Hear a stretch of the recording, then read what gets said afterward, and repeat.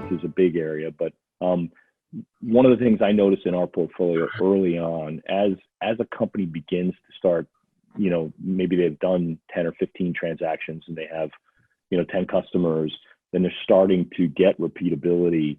It's always a struggle to figure out what's the right sales process to employ, and how do I build like a repeatable model that allows me to generate a valid forecast month over month, quarter over quarter, year over year. Because at this stage of a company's maturation, that predictability is pretty important, right? It always is important, but early on, you've got a board to answer to, you've got to project what you're going to do. You're maybe going out thinking about a subsequent round of funding, which will be, of course, based on your ability to hit those forecasted goals. So how do you think about in the early stages of a company, building that kind of repeatable sales and forecasting process and methodology?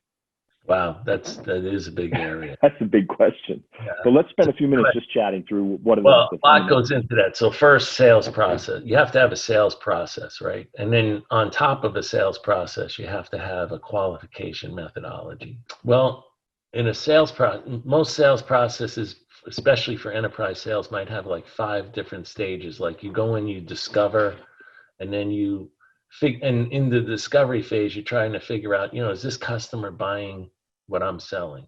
And then the next stage might be the scoping stage, where you're trying to quantify the pain that they have.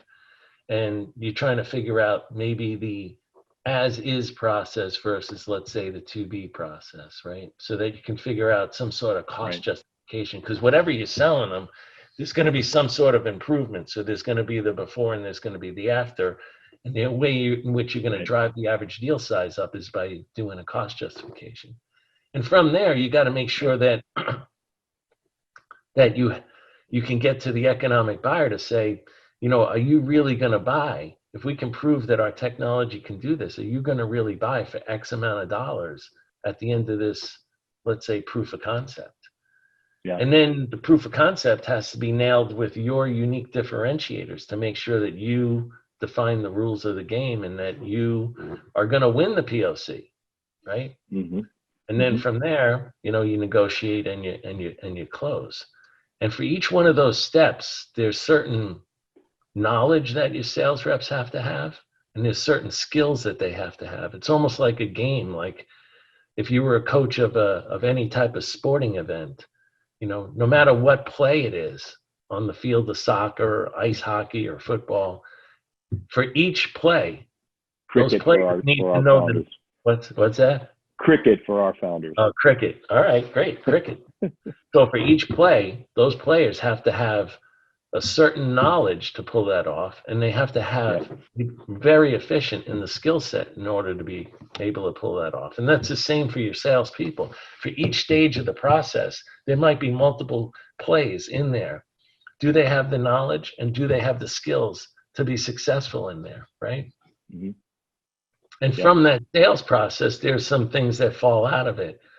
From a sales process should fall out your job description, right? If you think about each part of the sales process as having skills and knowledge in each stage, then that should fall into your job description instead of most job descriptions I read just says blah, blah, blah. He needs to be a good corporate citizen and stuff like that. But it doesn't say anything about whether or not the person's going to be successful at the job.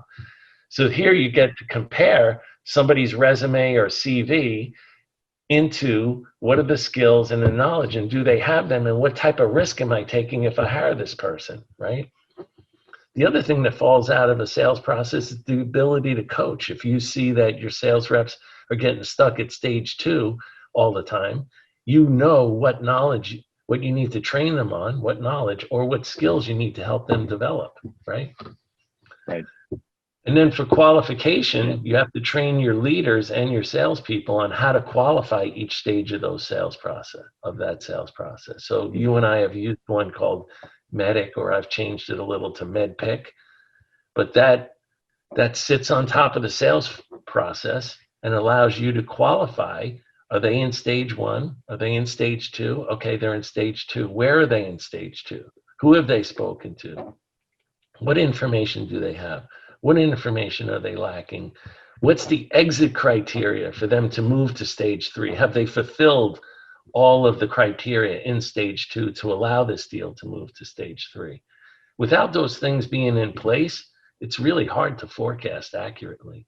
And you have to have, one of the biggest things that I find is when I go to a Salesforce, sometimes they ask me, can you sit in and advise us during a QBR or forecast session?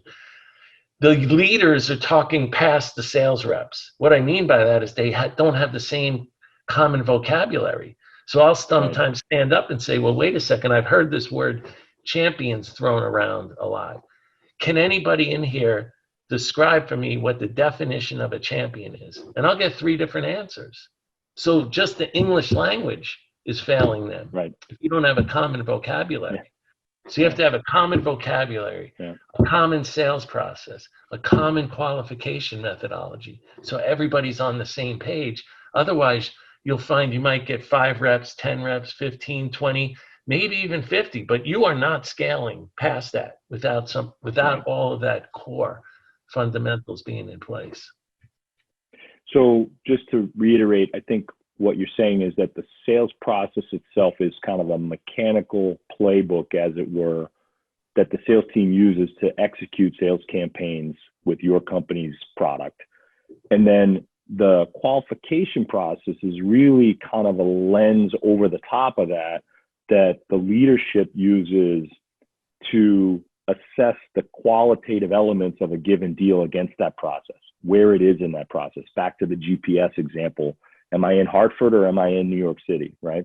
And so they're 2 different things, maybe 2 sides of a coin is the way to think about it. One is the execution process. The other is a lens that's put over the top of that process, upon which you can then kind of score each opportunity against where it is in that process. Is that right? Yeah. So think of it, if you want to use cricket or any sport, think about it. It's the playbook is exactly, that's the sales process.